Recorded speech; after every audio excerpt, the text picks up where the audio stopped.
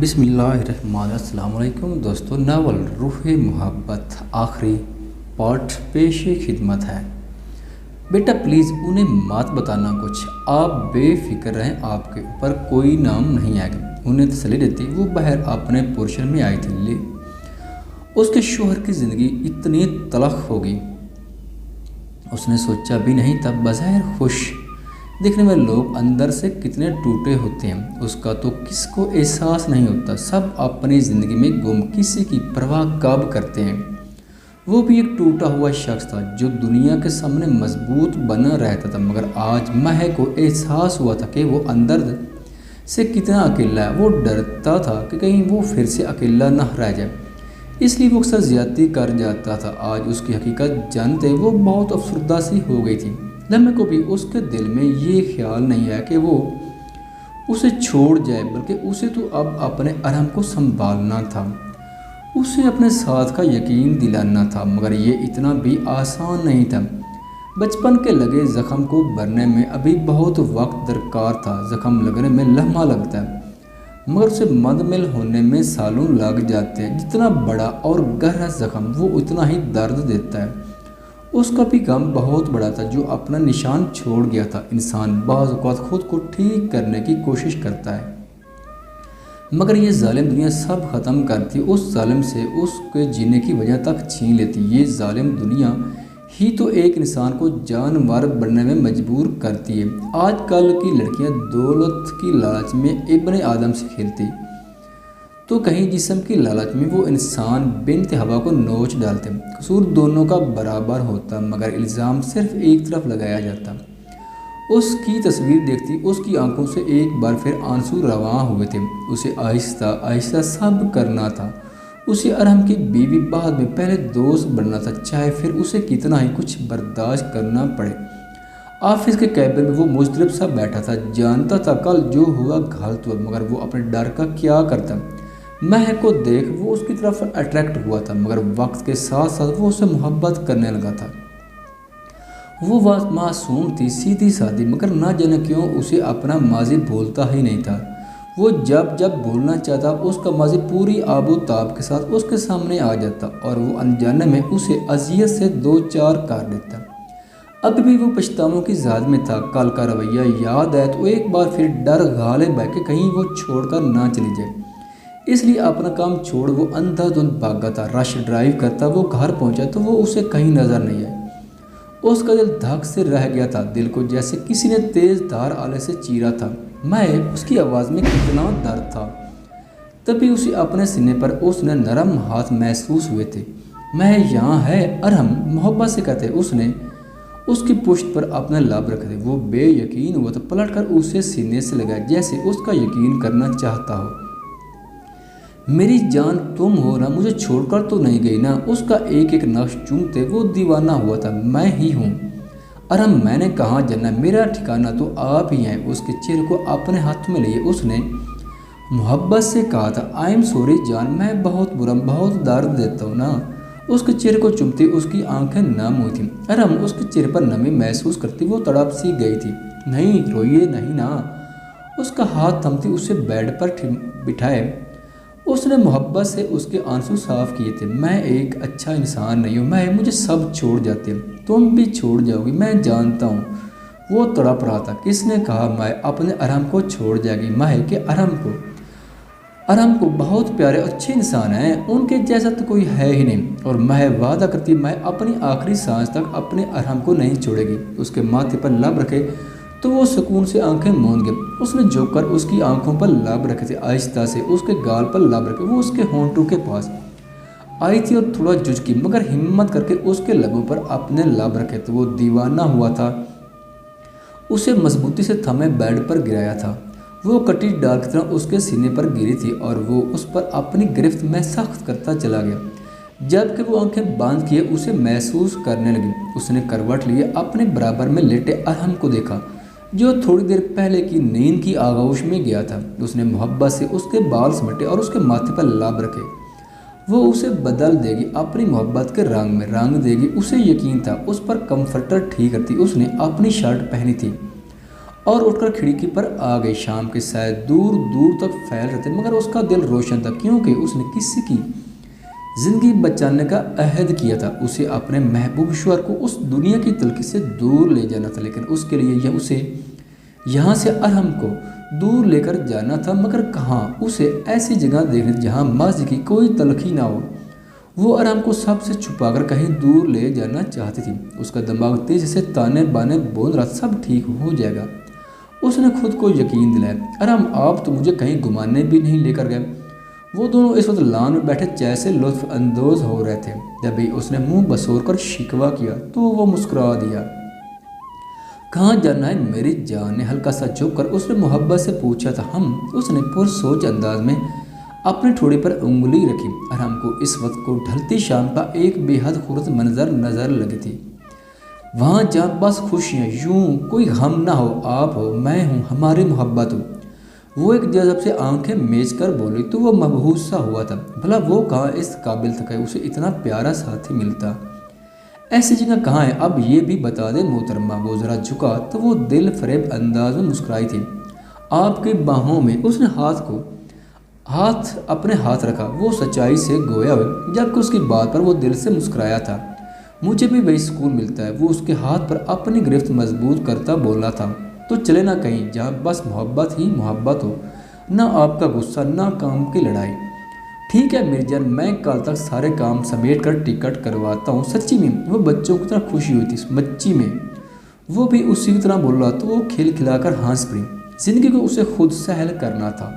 وہ اپنی زندگی جو کسی ماضی کی طرح کی تلخی کبھی نہ کر سکتی تھی، آج کا پردن اس نے اپنا کام ختم کرنے میں لگایا تھا۔ وہ اسے پاکستان ٹور پر لے کر جانا چاہتا، مگر یہاں کام بھی نہیں چھوڑ سکتا تھا۔ اس لیے سارے کام نپٹاتے اسے کافی رات ہو گئی تھی۔ اس کے لیے گجرے لیے وہ گھر آیا تھا۔ اندر داخل ہوتے ہی اس کی نظر صوفے پر موجود مہے پر پڑی تھی، جو شاید اس کا انتظار کرتے کرتے نیند کی آغوش میں چلی گئی تھی۔ اسے اس پر رج کر پیار آیا تھا۔ وہ کیوں اتنی اچھی تھی؟ اسے باہوں میں بھرے، وہ اسے اوپر کمرے میں لے اسے بیڈ پر لٹایا۔ وہ پیار سے اسے دیکھنے لگا۔ عورت کو لے کر اس کا نظریہ بدل رہا تھا۔ وہ خود کو خوش قسمت تصور کر رہا تھا۔ اگلی صبح بہت روشن تھی۔ وہ دونوں جلد ہی اپنی منزل پر روانہ ہوئے تھے۔ ارحم نے بائی روڈ جانے کا فیصلہ کیا تھا۔ پورے راستے وہ اس کا دماغ کھاتی رہی تھی۔ وہ یہ سب پہلی بار دیکھ رہی تھی اور وہ مسکراہٹ دبائے اس کا اشتیاق سے بھرپور چہرہ دیکھ کر سکون محسوس کر رہا تھا۔ سفر طویل تھا۔ ارحم نے راستے میں ایک ہوٹل میں گاڑی روکی تھی جہاں سے انہوں نے رات کا کھانا کھایا تھا۔ ارحم یہ کھانا تو بہت مزے کا ہے، وہ چٹکارا لیتے ہوئے بولے تو اس کی اس ادا پر اشک کر اٹھا۔ میری جان، یہ چاہے کتنا بھی اچھا کیوں نہ ہو، تمہارے ہاتھ کے کھانے جتنا لذیذ نہیں ہے۔ اوہو، آپ کو تو بس میری تعریف کرنے کا موقع چاہیے، یہ نہ ہو اس تعریف سے پھول کر میں موٹی ہو جاؤں۔ وہ ہنس کر بولی تو وہ سر ہلا گیا۔ کھانا کھا کر وہ 7 بنے سرائے میں آئے تھے۔ کمرہ چھوٹا تھا مگر بے حد صاف ستھرا تھا۔ بیڈ سائڈ ٹیبل اور ایک الماری اور دیوار گیر شیشہ۔ وہ تو یہاں کی ہی دیوانی ہو رہی تھی۔ پوری رات اس کے سینے پر سر رکھے اس نے آنے والے دنوں کی پلاننگ کی تھی۔ اگلے دن وہ لوگ مری پہنچے تھے۔ ارحم آرام نہیں کرنا نا۔ ارحم کو بستر میں منہ دیے دیکھ کر وہ چٹکی تھی۔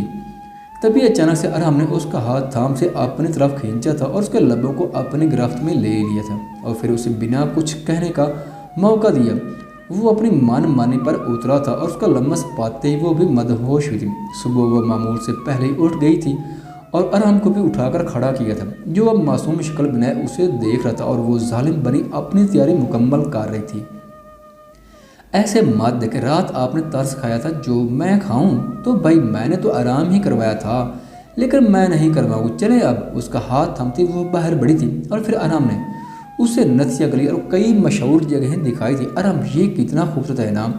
سامنے بنے پہاڑ دیکھ کر وہ مبہوت ہوئی تھی۔ وہاں سے انہوں نے بہت کچھ کھایا بھی تھا اور اس نے اپنے لیے پیک بھی کروایا تھا۔ پورا دن گزار کر وہ واپس آئے تھے۔ اگلے دن انہیں پھر آگے کا سفر کرنا تھا۔ اگلی صبح ان لوگوں نے آنسو جھیل کا دورہ کیا تھا۔ پورا دن آس پاس کی وادی گھومتے وہ بس ایک دوسرے میں مدہوش تھے۔ ڈرائی فروٹس کے درخت دیکھ کر وہ حیران ہوئی تھی، اتنے سارے پھلوں کے درخت اور وہاں موجود جھیلیں اور دریا۔ اس کا بس چلتا تو وہ وہیں رہ جاتی۔ ارحم اسے زبردستی اپنے ساتھ ہوٹل لایا تھا तभी अचानक अरहम का फ़ोन बजा था, जिसे सुनकर वो ज़मीन पर बैठता चला गया। अरहम, क्या हुआ है अरहम? वो बदहवास सी आगे बढ़ी थी। सब ख़त्म हो गया नूर, सब कुछ। क्या हुआ है, कुछ बताएंगे? मेरा बिजनेस डूब गया, घर नीलाम हो, मैं सड़क पर आ गया हूँ, मेरे पास कुछ नहीं रहा। वो रो रहा था। नूर को लगा उसका कलेजा नोच लिया हो किसी ने। अरहम, अल्लाह पाक और देंगे, आप क्यों ऐसे कर रहे? आपको कुछ हुआ तो मेरा किया होगा, प्लीज़ ऐसा मत करें, हम आज ही घर के लिए निकलते हैं, प्लीज़ रोइए नहीं। उसे संभालती वो बेड तक लाई थी। मैं सोना चाहता हूँ प्लीज़, हाँ आप सो जाओ। उसे सुलाकर वो वही उसके पास बैठ गई और उसके सर में उंगलियां चलाने लगी। और ये करते करते उसकी अपनी आंख भी लाग गई थी। सुबह पहली फ्लाइट से वो लोग कराची वापस आए थे। उनके घर पर ताला लगा था और हमने वक्ती तौर पर एक छोटा सा घर किराए पर लिया था। महनूर कदम कदम पर उसके साथ ही उसे संभाल। ये सब कैसे? वो खुद भी परेशान था, कोशिश कर रहा सब कुछ रिकवर कर ले। अक्सर टेंशन में वो मह को भी बेनुक्त सुना रही था, मगर वो चुप करके सुनती और फिर उसे गले लगा लेती और फिर वो सुकून महसूस करता। 3 महीने हो गए थे उन्हें यूं दर बदर हुए। मह अपने अंदर आई तब्दीली महसूस तो कर रही थी, मगर हिम्मत नहीं थी कि उसे कुछ बता सके। वो सुबह को जाता, रात गया तक ही वापस आता था। ऐसे में माया को उससे बात करने का मौका ही नहीं मिलता था। आज भी तो थका हारा घर है तो माया ने उसके आगे गरम गरम रोटी डाल कर रखी। खाना खाकर वो कमरे में आ गई। तभी अरहम कमरे में आया था। क्यों कर रही हो ये बताओ? हाँ, वो गुस्से में एकदम उसकी तरफ बढ़ा था। अरहम, मेरी जान क्या हुआ है आपको? क्यों छोड़कर नहीं जा रही? हाँ, कुछ भी तो नहीं मेरे पास, ना पैसा, ना गाड़ी, ना रुतबा, जैसे सब छोड़ गए तुम भी छोड़ जाओ ना। वो हज़ियानी अंदाज में चीख रहा था। वो उसकी कैफियत अच्छे से समझ रहे थे। क्यों जाऊँ छोड़कर? हाँ, आपको बताएं क्यों जाऊँ? क्या मैं बस आपकी खुशियों के साथी थी? अब बुरा वक्त पड़ा तो छोड़ जाऊँ, भूल जाऊँ? किस तरह बिन कहे हर ख्वाहिश पूरी की। अब मेरी बारी तो मैं पीछे हट जाऊँ? क्यों इतना कम सिर्फ समझते हैं आप मुझ?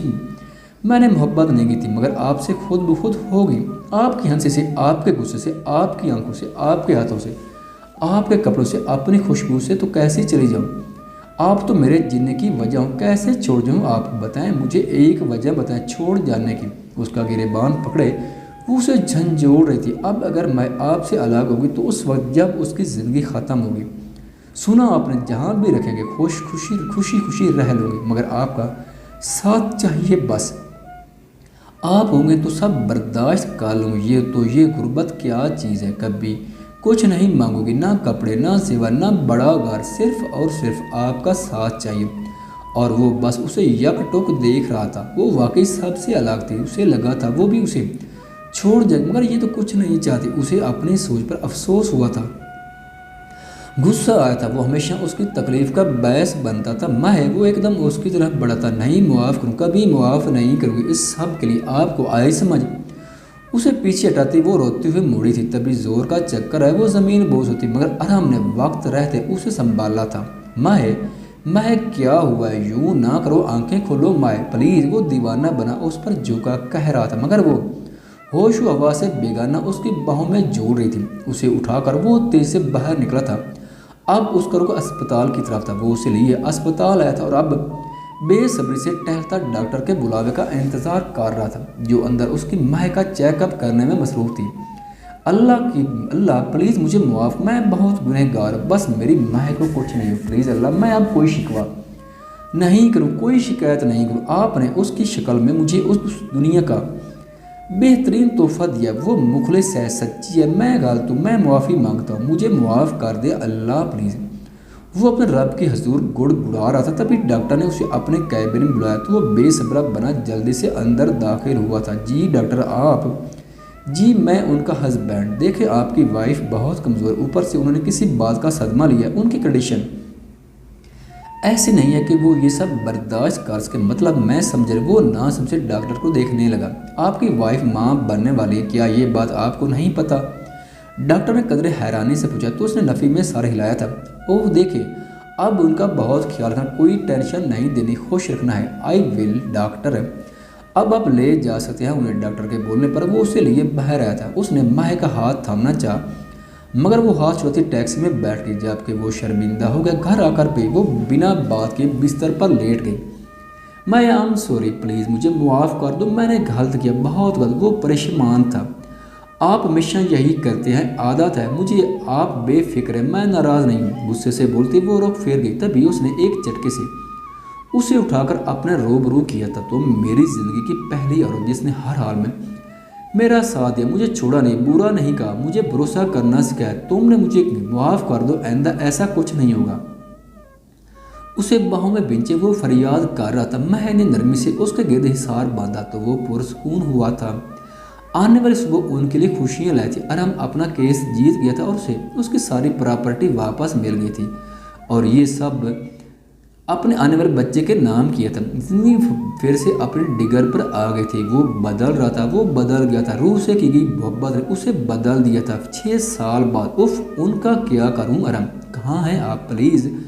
اپنے بچوں کو دیکھ وہ روحان سی ہوتی جنہیں پورا گھر سر پر اٹھایا ہوتا۔ 6 سال میں 4 بچے، وہ گھن چکر ہوتے۔ ارم کے سامنے شریف بنے، وہ اسے تکنیکل ناچ نچا دیتے تھے، مگر ان کی یہی شرط اس گھر کی رونق تھی۔ ارم کا خاندان نہیں تھا، اس کی خواہش تھی اس کا گھر ہو، اس کے بہت سارے بچے ہوں، اور اب وہ اس کے بہت سارے بچوں کے بیچ بیٹھی ان کی شرارتوں پر ہنس رہی تھی، کیونکہ جانتی تھی کبھی کبھی بچوں کے ساتھ بچہ بن کر ہی انہیں سمجھایا جا سکتا ہے۔ ویڈیو دیکھنے کا شکریہ۔